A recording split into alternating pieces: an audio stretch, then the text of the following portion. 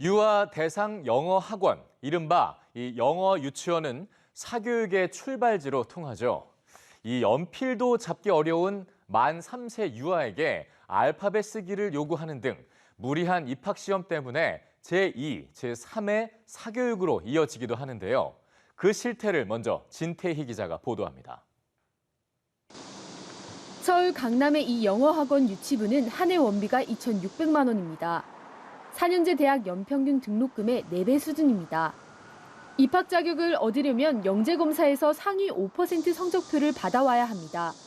15만 원을 줘야 하는 검사인데 이미 예약이 올해 말까지 꽉 찼습니다. 순번이 좀 많이 길어서 정확하게 어머니 순번이 언제 온다라고 말씀드리기는 어려운 상황이시고요. 그럼 내년까지도 사실 안 될 수도 있는 거네요. 저희도 그거는 알 수가 없어요. 유아대상 영어학원, 이른바 영어유치원의 월 평균 학원비는 175만 원으로 사립유치원의 10배에 이릅니다. 급식비와 차량 운행비, 방과 후 과정은 또 별도 금액입니다. 부담이 크죠.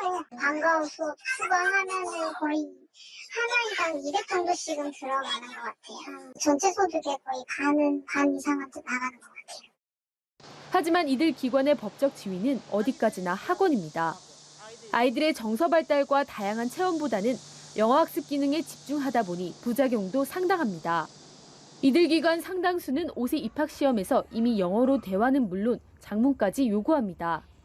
결국 만 2, 3살부터 수십만 원대의 사교육을 붙여 입학 시험을 준비할 수밖에 없습니다. 심지어 기저귀 차고 선생님 무릎에 앉아서 수업하고 그래요, 애기들. 1대1 수업은 그 4세 파닉스 하는 친구들은 20만 원 진행을 하고요. 어렵게 입학하더라도 문제는 그치지 않습니다. 쓰는 부분도 한글도 잘 쓰지도 못하는데 영어를 계속 강압적으로 쓰게 좀 했었거든요. 그래서 많이 힘들어했던 것 같아요. 전문가들은 발달 단계를 고려하지 않은 외국어 학습은 지속성이 떨어질 뿐 아니라 뇌의 기능을 망가뜨릴 위험이 있다고 우려합니다. 모국어로 사고가 확장이 안 됐는데 그냥 영어로만 되는 게 아니에요. 엄마의 언어를 사용하지 않았던 집단이 이 전전두엽 기능이 굉장히 현저하게 통계적으로 유의미하게 낮았어요. 점점 더 그것이 학령기에 가면 학습에 지대한 영향을 미친다라는 거죠.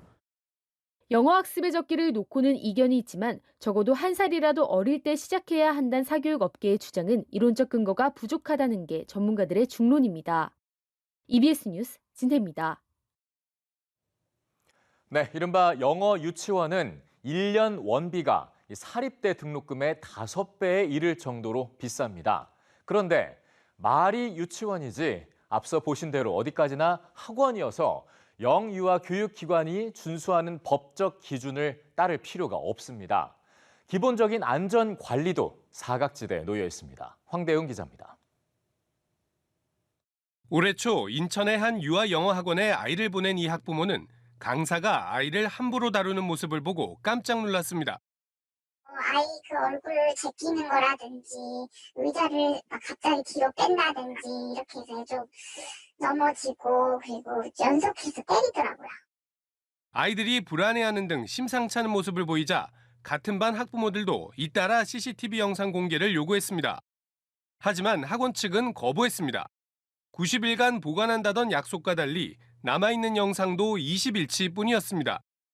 자기들이 뭐 일부러 지은 건 아니지만 지워졌다는 식으로 얘기를 해서 저희는 근데 그조차 확인할 수 없었죠.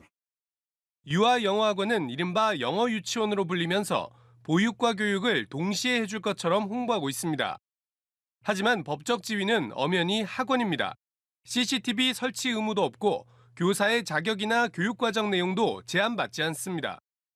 자연히 강사 관리도 중구난방입니다. 강사 정보조차 공개하지 않는 사례가 많아 전문성을 확인할 방법조차 없습니다. 원어민 선생님이 프랑스인인데 영어를 잘한다 이래요. 그 원장이 그 법을 다 위반하고 그렇게 한 건데도 불구하고 아직 그 사람들. 실제 올해 교육부 전수조사 결과 유아 영어학원 301곳이 규정 위반으로 모두 518건의 행정처분을 받았습니다.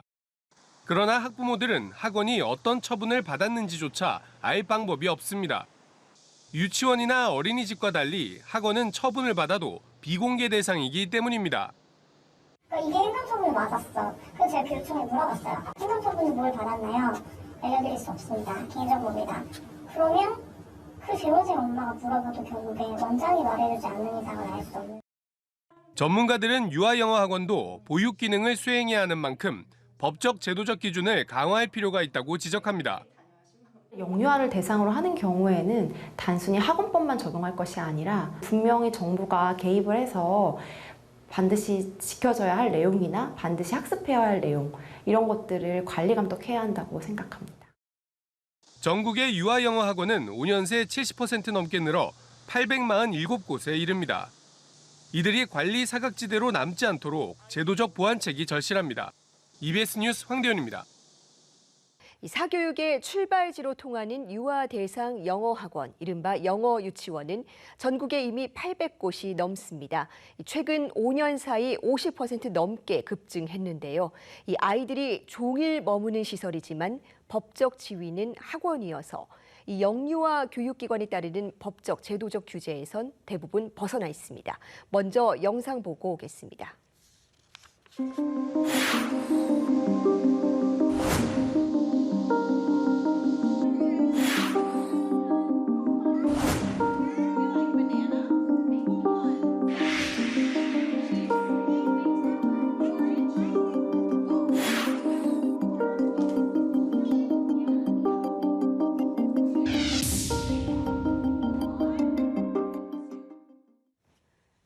네, 이 문제 취재한 기자와 조금 더 자세한 이야기 나눠보겠습니다. 황대훈 기자, 네. 이 유아 영어 학원이 이제는 한두 곳이 아닙니다. 이 비용도 굉장히 비싼 것 같은데요. 네, 이번에 교육부 전수조사를 보면 평균 월 175만 원이었고요. 싼 곳은 150만 원, 비싼 곳은 250만 원까지도 갑니다. 여기에 버스비, 급식비, 방과 후 활동비 이렇게 붙으면 실제 학부모들 부담 더 늘어나게 되는데요. 이렇게 비싸면 당연히 교육과 보육의 질이 높을 거라 기대하게 되는데 현실은 그렇지가 못합니다. 유치원처럼 급식을 주는데 학원이 급식을 하려면 집단 급식소로 신고를 해야 됩니다. 근데 하지 않은 곳이 많고요. 영어 학원이라고 하면서 한글, 예체능까지 가르치면서 사실상 학교처럼 운영되고 있는데 이러면 현행법 위반입니다. 원어민 강사도 영어권 출신이 아닌 외국인을 데려다 놓는 경우가 있는데요. 법적으로 별다른 자격 요건이 없기 때문에 일어난 일입니다. 학교도 못 가는 나이에 어린아이들을 돌봐야 하는 곳인데 아무런 전문 지식이 필요 없이 채용이 되는 상황입니다. 젊은 법조인들의 단체인 새로운 미래를 위한 청년 변호사 모임에서 이 문제를 지적하면서 한 전직 유아영어학원 원어민 강사와의 서면 인터뷰를 공개했는데요. 이 강사에 따르면 상당한 대형 영어학원에서도 운영자와 강사들의 상당수가 유아교육에 대한 배경 지식이 거의 없었고 4년제 학위 외에는 강사에게 별다른 자격을 요구하지도 않았다고 털어놨습니다. 네, 실제로 이번 상반기 전수조사에서 이 300곳이 넘는 기관에서 이 적발사항이 518건이나 나왔습니다. 네, 이게 그러니까 3곳 가운데 한 곳은 문제가 있었던 셈이 되는 겁니다. 그런데 유치원이나 어린이집은 행정처분 받으면 그 내용 공개하게 돼 있습니다. 교육받는 어린 학생들을 지키기 위해서인데요. 학원에는 이런 내용이 적용되지 않습니다. 그렇다 보니까 어떤 걸 위반했는지 지적받고 고치기는 하는 건지 학부모들은 알 수가 없습니다. 아름아름 소문으로 떠도는 이야기들을 모아서 이 학원이 문제가 있는 건지 없는 건지 추측을 해야 되는 상황인 건데요. 해당 교육청이 물어봤더니 이런 답변이 돌아왔습니다. 들어보시죠. 서문 내용은요, 공기관의 정보 공개에 관한 법률에 따라서 비공개 대상이거든요. 어떤 문제가 있는지 알 수가 없잖아요. 그렇긴 하겠죠. 앞서 말씀드린 이 변호사 단체에서 진행한 설문조사를 보면 자녀를 유아 영어 학원에 보낸 학부모 50명 가운데 대부분인 48명이 영어 학원 운영에 대해 전반적으로 불만족한다는 응답이 나오기도 했습니다. 예, 더 큰 문제는 학부모들이 굉장히 비싼 교육비를 내는데도 이 학원에는 제대로 목소리를 못 내는 그런 경향이 있다고요. 예, 이게 학원 측의 불안 마케팅에서 원인을 좀 찾아볼 수 있을 것 같습니다. 이 값비싼 입학시험을 보게 한다고 몇 달씩 줄 세워서 기다리게 하는 건 물론이고요.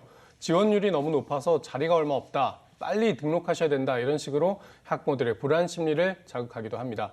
이게 보통 학원이면 안 보내면 그만인데 여기는 거의 전일제로 운영이 되고 어느 정도는 돌봄의 기능을 수행합니다. 그래서 학기 중에는 문제가 생기더라도 등원을 멈추면 아이를 돌볼 방법이 없어지니까 학부모들이 심리적으로 위축되는 면이 있습니다. 이번에 다니던 영어 학원에 문제를 제보한 학부모들을 만났는데요. 이 학부모들은 영어 학원에 문제가 많다는 걸 알면서도 중간에 아이를 보낼 수 있는 곳은 또 다른 영어 학원밖에 없었다고 말했습니다. 예, 그러니까 꼭 영어를 굉장히 많이 시키려는 것보다는 이 아이를 맡길 곳이 없어서 이용하는 수요도 적지 않다는 의미일까요? 네, 유아 영어 학원을 보내는 학부모들이 모두 고난도 선행 학습을 원하는 건 아닙니다. 아이를 맡길 곳이 없어서 보내는 경우도 있다는 건데요. 제가 취재한 지역에는 어린이집과 유치원이 충분하지 않은 과밀 지역도 있었습니다. 이곳에서 만난 학부모들은 아이를 영어 학원에 보낼 생각까지는 없었는데 지원했던 유치원 어린이집에 전부 떨어지고 받아주는 곳이 없으니까 결국 시도한 것이 학원이었습니다. 여기에서 또 쫓겨나면 그 다음에는 꼼짝없이 독박 육아를 해야 되는 거죠. 정부는 그동안 유아 영어 학원 문제, 유치원 간판 단속 말고는 거의 방치하다시피 했는데요. 이번 달에 유아 사교육비 경감 방안을 수립할 예정입니다. 아직 구체적인 방안이 나오지는 않았지만 사실상 학교처럼 운영되는 건 맞겠다라고 했는데요. 일부 학부모들은 이 급식 중단 같은 인위적 조치로 이어지는 건 아닌지 우려하고 있습니다. 직접 들어보시죠. 애들이 무슨 물건도 아니고 6개월의 유예 기간을 주면 갑자기 인류로 옮기나요? 애들도 적응이라는 걸 하는 게 있는 거고 인류는 그걸 다 수용이나 할 수 있나요? 영어 학원에 대해서 방치해놓고 이제 와서 6개월 만에 해결을 하겠다? 그거야말로 저는 너무나도 비교육적인 처사라고 생각하는 거예요. 네, 이런 상황이다 보니까 당장 다니고 있는 아이들에게 영향이 가는 규제보다는 학원법을 고쳐서 좀 정상적인 운영이 가능하게 국가가 개입해야 하지 않겠느냐 이런 목소리도 나옵니다. 관련 내용 들어보시겠습니다. 지금 이런 추세라면 거의 뭐 태아 때부터 영어 배울 분위기거든요.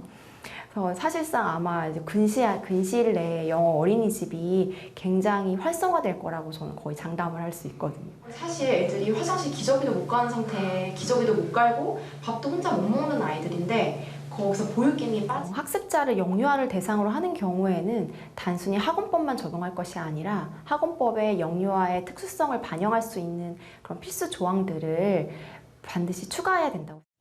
예, 그래서 이 정부도 영유아에 대한 국가 책임을 강화하는 방식으로 이 문제를 풀겠다고는 하는데 어떤 대책이 나올지는 지켜봐야겠습니다.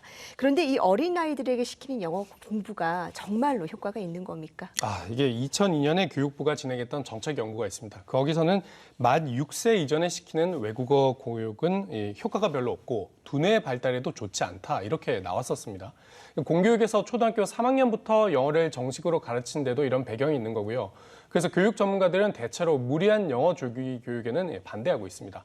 교육부 관료들과 이야기를 나눠봐도 공교육에서 이 영어를 가르치는 나이 앞당기려면 상당한 사회적 합의가 필요하다고 합니다. 다만 그 뒤로 10년, 20년의 세월이 지나오면서 영어는 갈수록 중요해졌고요. 스마트폰 같은 디지털 기기를 접하는 아이들의 나이대도 어려지면서 학부모들이 과거의 이런 연구 내용을 좀 낡은 이야기로 받아들이는 경향도 분명히 있습니다. 때문에 교육부가 하반기에 진행하기로 한 연구 결과가 상당히 주목되는데요. 과도한 조기 사교육이 영유아의 인지 능력과 뇌 발달에 미치는 영향을 따져보겠다는 겁니다. 20년 전 영어 조기 교육에 대해서 정책 연구로 경종을 울린 것처럼 의미 있는 결과가 나올지는 지켜봐야겠습니다. 최신 연구 성과를 기반으로 사교육의 부작용을 국가가 확인해주고 정말로 적정한 나이에 필요한 교육을 충분히 해주겠다는 믿음을 주는 게 가장 중요할 것 같습니다. 네, 결국은 이 공교육을 강화해서 믿음을 줘야 하겠고요. 이 근본적으로는 과도한 경쟁 교육을 줄여야겠다 이런 지적도 계속 나오죠. 네, 그렇습니다. 지금 이제 화면으로 저희가 한 학부모에게 받은 유아 영어 학원의 시험지를 보여드릴 건데요. 지금 보시면 이 시험지에 수레, 조랑말, 사륜차, 외건 이런 상당히 어려운 한글 단어를 읽고 이걸 영어로 번역해서 받아쓰기를 하라고 지금 하고 있는 겁니다. 이게 그러니까 한글 선행도 자동으로 이루어지는 상황이거든요. 연필 잡는 법을 아이들이 4살 때 배우고요. 이렇게 모든 교육 과정들을 다 앞당기게 만들고 있는 사교육의 최첨단의 유아 영어 학원이 있는 겁니다.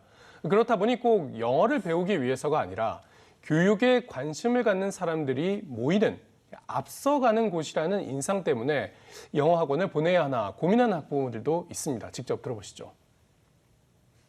특별할 게 없는 방식이더라고요. 분명히 얻을 수 있는 어떤 영어 능력에는 한계가 있을 거다. 뭐랄까요, 아웃풋이라고 해야 되나요? 애들 영어 실력이 정말 괜찮냐라고 했을 때 그렇지 않다라는 거죠. 영어를 잘하고 못하고 여부랑 상관없이 그래도 좀 교육에 관심 있으신 학부모님들이나 애들이랑 그룹핑이 되느냐 아니면 그렇지 않느냐 약간 이걸로 좀 약간 양분되는 느낌이라 그게 걱정이 됐고, 영어를 배워서 좋은 것보다 그런 어떤 니즈가 다 모일 수 있다는 것 자체가 많이 정제됐기 때문에 좋은 거라고 생각하거든요.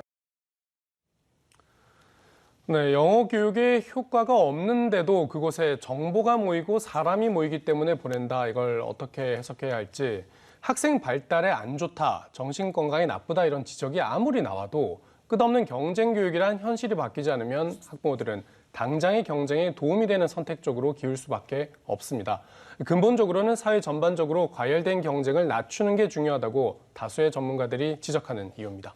예, 정부가 일단은 더 이상은 관리 사각지대로 남겨두지 않겠다는 방침을 밝힌 상태인데요. 이 제대로 된 후속 대책이 마련될 수 있을지 지켜봐야겠습니다. 오늘 얘기 잘 들었습니다.